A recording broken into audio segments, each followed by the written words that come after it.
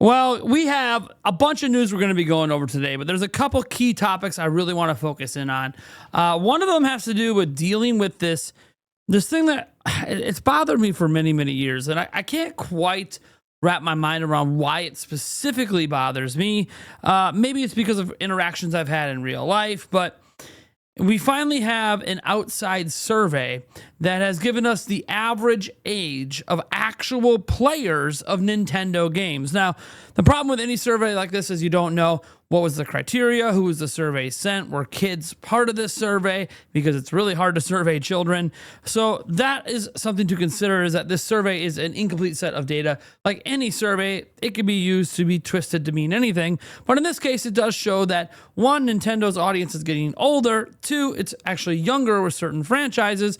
And three, it's actually perfectly normal that someone like me is a fan of Nintendo. But that's cool, and maybe that's what I'm looking for, is that justification that Nintendo's games are indeed for adults, Nintendo's games are indeed for people my age, but I don't really need outside verification for that. It's just nice to have that data. Beyond that, we have a whole bunch of other news going over various topics. We will not be talking about the Pokemon Presents in here because we already covered all of that live and the bundle, and we'll probably talk a little bit more about that stuff tonight on a live stream, and yes, obviously on the podcast tomorrow, although we're going to be reviewing Donkey Kong Bonanza tomorrow on the podcast. That should be fun. What I want to dive into, though, first is that story that I just talked about, after I remind you that, hey, we are giving away to 2 lucky winners a game of choice. That's right. I don't care if the game's for PlayStation, Xbox, PC, Switch, Switch 2. It doesn't matter. You can pick any game you want as long as it's a standard edition and you are 18 or older. To enter, all you have to do is go down to the link in the pinned comment or the description. We'll be picking the winner in the month of August. And again, you can pick any game you want as long as it's on a current platform. All right, let's go ahead and dive into this first piece of news. It comes from a place in Japan, but we're going to go to Stealth 40K just because I don't read Japanese very well. Here we go. He put it up here and he says, based on a GM partner survey targeting 180,000 people in Japan, they analyzed the popularity of game series by gender, male and female, and average player rates. So male and female, so like when you see the 65-35 for Splatoon, that's 65% male to 35% female, but then 45% male to 55% female with Kirby. So that's kind of how you can see those splits. Animal Crossing is 25% to 75% female. Everything else really leans more heavily to the male side of things. Dragon Quest and Resident Evil and Monster Hunter kind of being the biggest ones that have the stronger male lean, but everything else seems to be a fairly good split. But then we get to the ages, and this is the part that really gets me, is like Splatoon, the average age of Splatoon player out of those 180,000 people was 27, Kirby was 30, Mario was 32, Pokemon was 32, Zelda was 35, Animal Crossing was 35, Monster Hunter was 35, Resident Evil was 38, Like a Dragon was 38, Final Fantasy is 42, Dragon Quest is 42. Now, as I said, we're not quite sure if any of those surveyed were children. That would be quite interesting to find out if there was like an even percentage split between different age groups or how it all worked out. I don't really know, of course, where the data came from, other than that they surveyed 180,000 people. And I don't doubt that 180,000 people were surveyed. It's just trying to figure out what any of it means. And look, I got to say that I always know that there's a lot of adults that play Nintendo. My channel, at least according to YouTube, and I know these statistics can lie and people can lie about their ages and all that. I'm aware, but we can only work with the data we have. We know Nintendo has put out data stating that most people that play Nintendo games are adults. And then obviously my own data on my channel backs it up, where most of my followers are adults. We get super chats from adults. So it all seems to be that at least I am catering to an audience that's more in my age range. Obviously some younger ones as well, but not a whole lot of people that are under the age of 18 follow my channel. There's probably some, you might be one of them, but there's not that many. So probably because of the kind of content I make, we're talking about news over here. I don't know. As a kid, I didn't really care that much about news. Take that for what you will. That being said, we got to go ahead and dive into some other stuff here, including something that's really cool. 100 critic reviews are in for Donkey Kong Bonanza, and it currently sits at a 91. It actually went up a point. It's been teetering between 90 and 91, but it's now been at 91 for over 24 hours. So I figured it was worth bringing up. That keeps it obviously in the top 4 highest rated games of this year, one step behind Split Fiction. But what's really cool is when you click on this is the user score has actually gone up to a 9.2. And a lot of people care more about the user rating than they care about the critic rating, because you either like or don't like critics, but the user scores are usually a barometer of how the actual audience feels about the game. And while review bombs are a thing, and there's probably some review bombs in here, overall the score is still holding steady at a 9.2. Now, that's not the highest user score this year. The highest one belongs to Expedition 33 at a 9.7. And yeah, Expedition 33 is probably leading the way as the highest review game of the year at a 93 to end up winning game of the year, at least be the front runner. But Donkey Kong Bonanza definitely looks like it's competing in that same breath, where it is at least a game of the year contender, as in a top 5, top 6 game for this year. But the year's not over. We're only in July. We still have August, September, October, and parts of November that count towards that December game of the year stuff from Jeff Keighley. So we'll have to wait and see if Donkey Kong ends up making the cut. I think right now it's highly likely. That being said, we do have finally a little bit of sales data on Donkey Kong. Now, we'll get exact Japanese numbers on Thursday, but we're not at Thursday. We're here with the UK numbers. So Donkey Kong Bonanza launches at number 1 at the UK physical game charts, raking in the gold. So Donkey Kong Bonanza is the second major title for Switch 2 and the first 3D Donkey Kong in years. Because of that, there's closer attention being paid to the game's overall success, and it looks like it's off to a solid start. The game was officially ranked number 1 on UK's physical game sale charts this week. UK games journalist Christopher Drink shared this news today. He noted that Bonanza's total launch numbers are 3 times bigger than sales of Donkey Kong Country, which were around 12,000 units. And then we also have another point of reference here. They're only half as big as the dev team's last major release, which was Mario Odyssey. That actually debuted at 80,000 units and obviously came a little bit later in the system's life when there was more systems installed and was a holiday launch. The Switch 2 install base is still needing some more time to grow. Regardless, this is great news. So what does that mean? Well, it means it probably sold roughly 35 to 36,000 copies. That is really good. That's actually a really good debut. It would be the best debut for Donkey Kong ever in the UK. And that's saying something, considering that it's on a system that's only been out for a month with a smaller install base. So we don't know if this means the game's going to have legs. We don't know if there's any evergreen status. What we do know is that that is all positive news for Donkey Kong. Then we got this weird story. All right. Look, weird stories happen. We have our negative news sometimes about Nintendo and other companies. And I don't know if this is negative. This is just the CEO of Ubisoft being weird about Star Wars Outlaws. I guess one hand you could argue he's being confident about the Switch 2 version.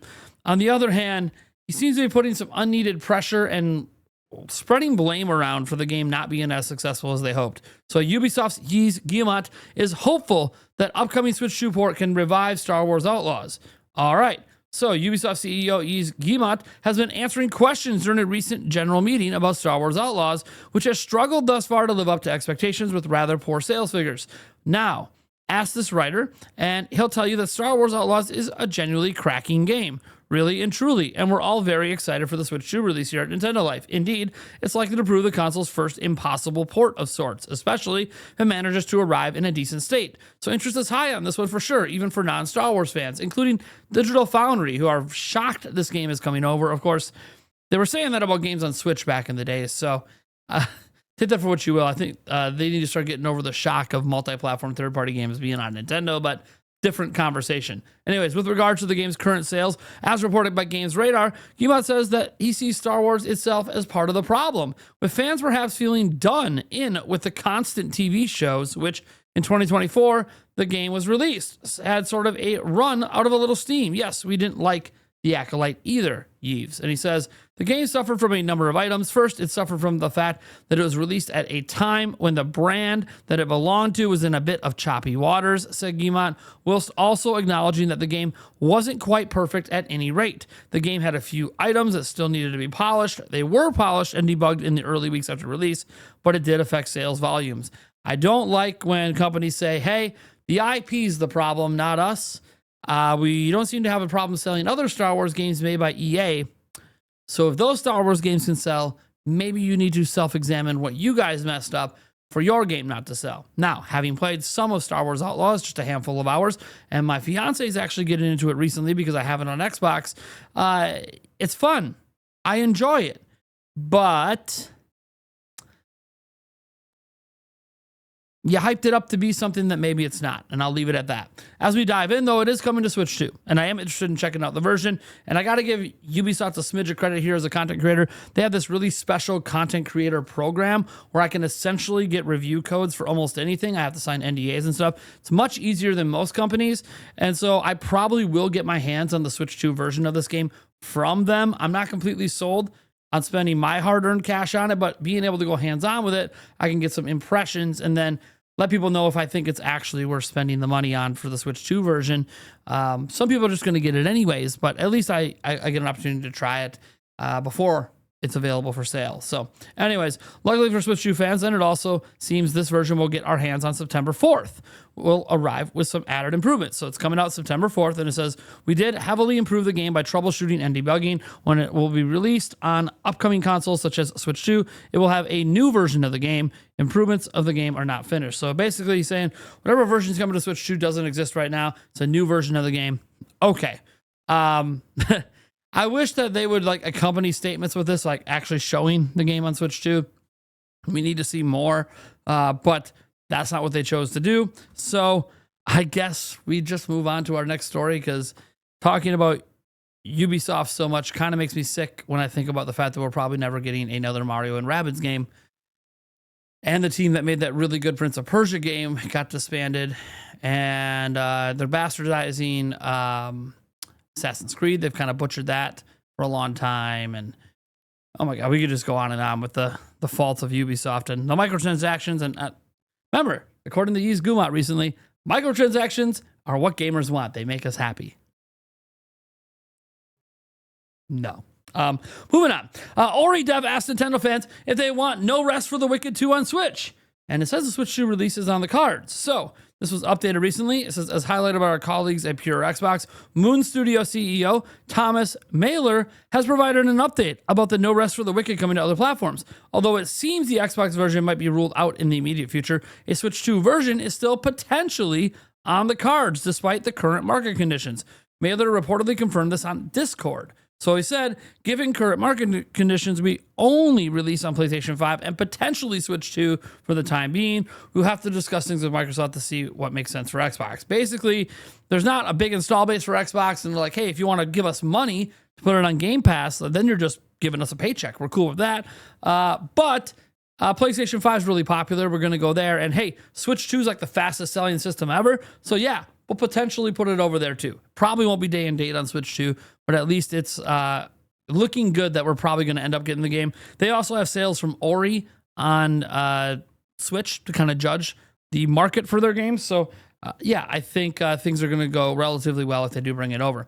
Now, Nintendo did an update yesterday. Pretty crazy. They added 26 old school NES and Famicom game albums. They announced this on Nintendo today before they put it up on socials. And these are the albums they have coming. We're not going to play this thing, although, hold on, let's just play a smidge of this. Just listen to this for a moment. Pretty nostalgic for the 80s and 90s just with the voice. Nintendo Music presents killer soundtracks from 26 Nintendo Entertainment System classics. The songs are retro, but their time is now. With an active Nintendo Switch Online membership, you get access to more than 200 tracks, over 1 full hour of music from the 80s. Soundtracks include Donkey Kong, Ice Climber, and Duck Hunt. Get that nostalgic feeling with Nintendo Music. Yeah, I get what they were going for, but I mean, come on. I'm kind of over the whole 80s, 90s blown out voice aesthetic. But anyways, here are the list of games. Let's go rapid fire. Donkey Kong NES, Donkey Kong Jr., Mahjong, Gomoku Narabe Renju, Mario Bros, Baseball, Donkey Kong Jr., Math, Tennis, Pinball, Wild Gunman, Duck Hunt, Golf, Hogan's Alley, Donkey Kong 3, Devil World, F1 Race, Urban Champion, Clue Clue Land, Excite Bike, Balloon Fight, Ice Climber, Soccer, Wrecking Crew, Stack Up, Gyrobite, and Mock Rider. So these are all on the Nintendo Music app that you can download on your phones. Remember, you do need to be an NSO member to enjoy it. Really happy to see this stuff there. Kind of a weird update. They have 26 different ones added all at once, but I'm not going to complain. And credit to them, they do regularly update that Nintendo Music app. Now, to be fair, Nintendo has a massive library of games to get music from, so they probably have a decade plus of music they could just keep adding randomly, but that's cool. Next up, we have this random thing on Google in regards to The Legend of Zelda. So Google is hiding some sweet Legend of Zelda movie Easter eggs. That's what's fascinating. If you know, Link and Zelda were recently had their actors and actresses revealed. Well, as we come down here, let's see what's being said here. With the hype train well and truly departed from the crazy station following the announcement of the Legend of Zelda movie's 2 lead actors, Google has been getting in on the fun with some sweet little references for excited fans of the video game series. Yup, jump on over to the search engine to type in the name of either of its young stars. Cheers, Eurogamer. They're the ones that found this. That's Bo Bragison and Benjamin Evan Ainsworth, and you'll be greeted by a few fun messages at the top of your search results. We've had a little go, and typing in either of the main stars of the ever so slightly delayed film will get you a little emoji in message, as well as "Excuse me, princess," accompanied by a cute little elf emoji for Bo, and Benjamin earning quite amusing "Kya!" when searching for his results. Did I do a good job there, by the way? I was trying to channel my inner Zelda fan there. Alongside a little dinky Link. So there it is, and there it is. Well, excuse me for this. I think it's kind of neat that they do this. Google does these Easter eggs for a lot of trending topics at certain times. I kind of give them a little credit for it. It makes using stuff a little more fun. Speaking of making things a little more fun, we know Borderlands 4 is coming to Nintendo Switch 2. The question is, when is it coming to Switch 2? Because it's not launching day and date with the other versions. Well, Randy Pritchford did what Randy Pritchford does. He went to social media, put up a video, and the release date's within it for Switch 2. So let's go ahead and look over here. It says an important message regarding the Nintendo Switch 2 version of Borderlands 4. So this is how he chose to deliver the message. So let's play the video. Hey guys, it's Randy Pitchford. I am the founder of the Gearbox Entertainment Company, and I have an update for you about the Nintendo Switch 2 version of Borderlands 4.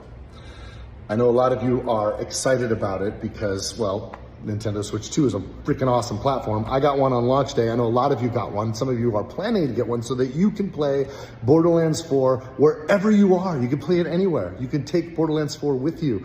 That's pretty cool. Pretty jazzed about that.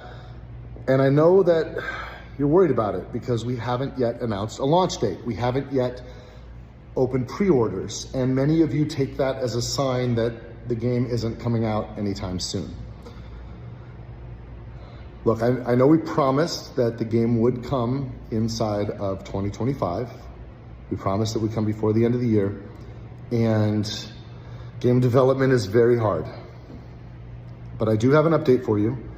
We do have a date now. We have a date for the Nintendo Switch 2 version of Borderlands 4. And you guys, that date is October 3rd. It's October 3rd, you guys. It's not next year. It's not even the holiday. It's so much before Christmas. It's so much before Thanksgiving. It's October 3rd, you guys. Woo! I'm psyched. I'm psyched. Get it. All right, Randy, let's do this right. If you're going to do the air horn, hit the right air horn. Here, I got it right here for you. Okay. Setting all jokes aside, yeah, it's coming out October 3rd. That's awesome. I'd like to see some actual good Switch 2 footage of it. Would have been cool to come with this announcement. Very weird way to announce the release date. That's just a little under a month from when it releases everywhere else. So that's actually pretty good. It still would be better if it was obviously day and date, but it's hard to complain that it's releasing actually pretty close to when it releases for everyone else. It's coming obviously well before Halloween and all of that. So cool. We'll have to wait and see, obviously, how it runs, how it reviews. Is it a good version of Borderlands? Is it a bad version? That's to be determined, but hey, at least we now know when it's coming. Next up, here's kind of a cool thing. Nintendo has been doing system updates, and one of the recent ones has fixed over 20 games with Switch 2 backwards compatibility problems, and that's always worth noting here. As work continues on backwards compatibility improvements for Nintendo Switch games on Switch 2, over 20 games have now been fixed. There are some heavy hitters on the list, including Crypt of the Necrodancer, Harvestella, Portal 2, Sakuna of Rice and Rune, and even Nintendo's own Endless Ocean Luminous. Previously, these titles had issues on the new console, but after installing the latest system update that went out this week, things should work as intended. Here's the full list. Chronicles of the Wolf, Crypt of the Necrodancer, Switch Edition, DC4, Da Capo, whatever, 4 Fortunate Departures, Dragon's Lair Trilogy, Endless Ocean Luminous, Gensu Rogoku, No Kaleidoscope, Gumbird 2, Harvestella, Kenobu Suba, God's Blessing on This Wonderful World, Labyrinth of Hope, and The Gathering of Adventure Plus, Konosuro Seke, the Shukafuka, Wo Nori, No Ibitsu, Butsu, whatever, I can't pronounce this crap, the Bokenshaki, I can't pronounce these things, Labyrinth of Galleria, The Moon Society, Manticore Galaxy on Fire, Nekapara Volume 1, Nekapara Volume 2, Northgard, Portal 2, Redemption Reapers, Sakuna of Rice and Rune, Saviors of the Sapphire Wings / Stranger of Sword City Revisited, Sega Ages G-Lock Air Battle, Sega Ages Virtual Racing, Sky Children of the Light, Two Heart, Minko When They Cry, Saku, Nakabaka to Muso no Kua Yuko, I can't pronounce this stuff. Man, I gotta work on my Japanese pronunciations or enunciations or whatever. And then Warp Shift. So there you go. That's the list. It's largely a good update, but there's a bit of other news. Nintendo identified Batman Arkham Knight, Darkstar 1, and Welcome to Imperium as titles that currently have issues on Switch 2. It's possible that a future update might fix those problems as well. So it's good that Nintendo is not even making other companies fix some of these problems. They're just releasing system updates that happen to fix a wide variety of issues. That is something that we always like to see. Now, that said, that's what we got for you today. That's the news. It's been a couple days since we dropped some news. Really happy to have a full brig news video out for you guys. Thank you so much for tuning in. I am Nathaniel Rufflejans from Nintendo Prime. I'm looking purple right now. Lighting issues, man. Lighting issues. What are we going to do? We'll move on to our next video. See you then.